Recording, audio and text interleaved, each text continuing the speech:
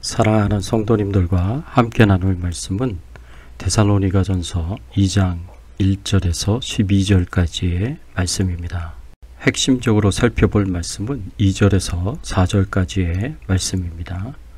너희가 아는 바와 같이 우리가 먼저 빌립보에서 고난과 능욕을 당하였으나 우리 하나님을 힘입어 많은 싸움 중에 하나님의 복음을 너희에게 전하였노라. 우리의 권면은 간사함이나 부정에서 난 것이 아니요 속임수로 하는 것도 아니라 오직 하나님께 옳게 여기심을 입어 복음을 위탁받았으니 우리가 이와 같이 말함은 사람을 기쁘게 하려 함이 아니요 오직 우리 마음을 감찰하시는 하나님을 기쁘시게 하려 함이라. 오늘 말씀을 통해서 우리가 생각해 봐야 할 주제는 우리가 어떻게 사역해야 하는가입니다. 데살로니가 전서는 사도 바울이 데살로니가 교회의 성도들을 향하여 보낸 편지입니다. 데살로니가 교회는 사도 바울이 제2차 전도 여행 중에 마게도냐의 첫 성인 빌립보에서 복음을 전한 후 얌비볼리와 아볼리니아를 거쳐 데살로니가에 이르러 복음을 전하며 세운 교회입니다. 이때 약 3주간에 걸쳐서 복음을 전하고 말씀을 가르쳤습니다. 이렇게 약 3주간 복음을 전하고 말씀을 가르쳐서 세운 교회가 환난과 핍박 중에도 큰 교회로 부흥하게 되었고 그들의 믿음이 크게 성장하게 되었습니다. 그래서 사도 바울은 1장에서 이들에게 격려와 칭찬을 아끼지 않는 모습을 볼 수 있습니다. 오늘 본문에서는 사도 바울이 처음 데살로니가에서 복음을 전할 때에 어떤 환경에서 어떤 마음가짐으로 복음을 전하고 말씀을 가르쳤는지에 대해서 설명하고 있습니다. 사도 바울은 어떻게 사역했습니까? 우리가 어떻게 사역해야 할까요? 우리는 철저하게 하나님의 도우심을 받아 사역해야 합니다. 사도 바울이 이렇게 2장 전체에 걸쳐서 자신이 데살로니가에서 어떤 환경에서 어떤 마음가짐으로 어떻게 복음을 전하였는지 세세하게 전하는 것에는 이유가 있습니다. 그것은 자신이 이렇게 훌륭하게 사역을 했다고 자랑하기 위해서가 아닙니다. 그 이유는 데살로니가 교회 안에 자신의 사역의 신실성을 의심하는 대적자들의 무리가 있었기 때문입니다. 바울은 이들의 공격에 대하여 자신의 사역이 신실했음을 변호하기 위해 2장 전체에 걸쳐서 말씀하고 있습니다. 비록 사도 바울이 자신의 사역을 공격하는 대적자들로부터 스스로를 그리고 사역을 변호하기 위하여 2장의 말씀을 기록하고 전하였지만 이 말씀은 우리에게 큰 은혜와 도전이 되는 귀한 말씀입니다. 2절의 말씀을 보면 너희가 아는 바와 같이 우리가 먼저 빌립보에서 고난과 능욕을 당하였으나 우리 하나님을 힘입어 많은 싸움 중에 하나님의 복음을 너희에게 전하였노라. 2차 전도 여행 중에 바울과 실라는 빌립보에서 많은 핍박과 고난을 당했습니다.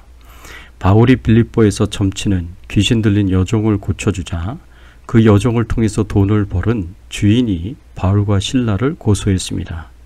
그래서 그곳 관리들이 바울과 실라의 옷을 벗겨서 심한 매로 많이 친 후에 옥에 가두기까지 했습니다.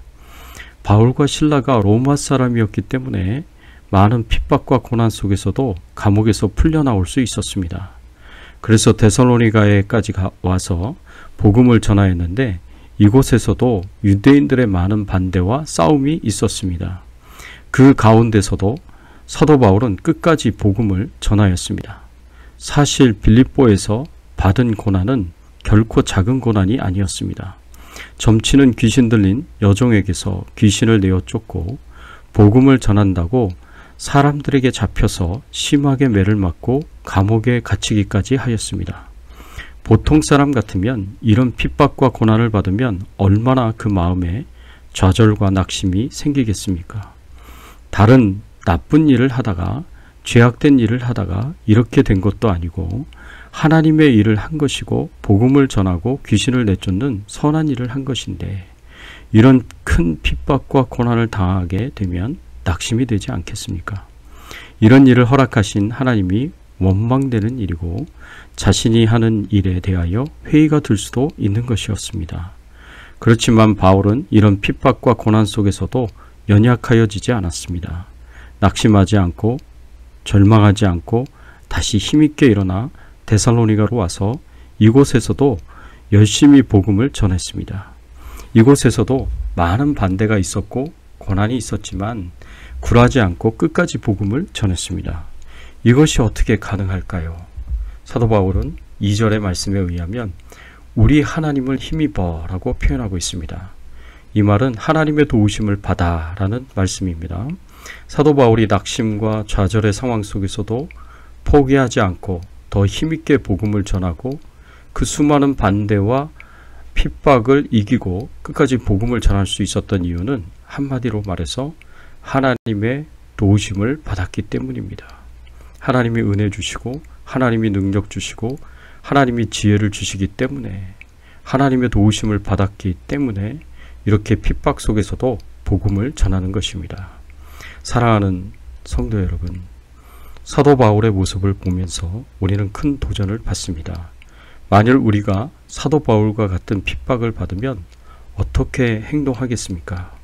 바울처럼 수없이 매를 맞고 감옥에 갇히게 되는 상황 속에서도 좌절하지 않고 낙심하지 않고 포기하지 않고 끝까지 복음을 전할 수 있겠습니까?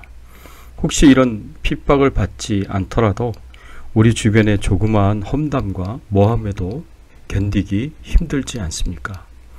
인간적인 지혜와 능력으로 하려면 할 수 없는 것이 하나님의 일입니다. 사람의 일은 사람의 힘으로 능력으로 할 수 있지만 하나님의 일은 사람의 힘과 노력으로 할 수 있는 일이 아닙니다. 왜냐하면 하나님의 일은 영적인 일이기 때문입니다.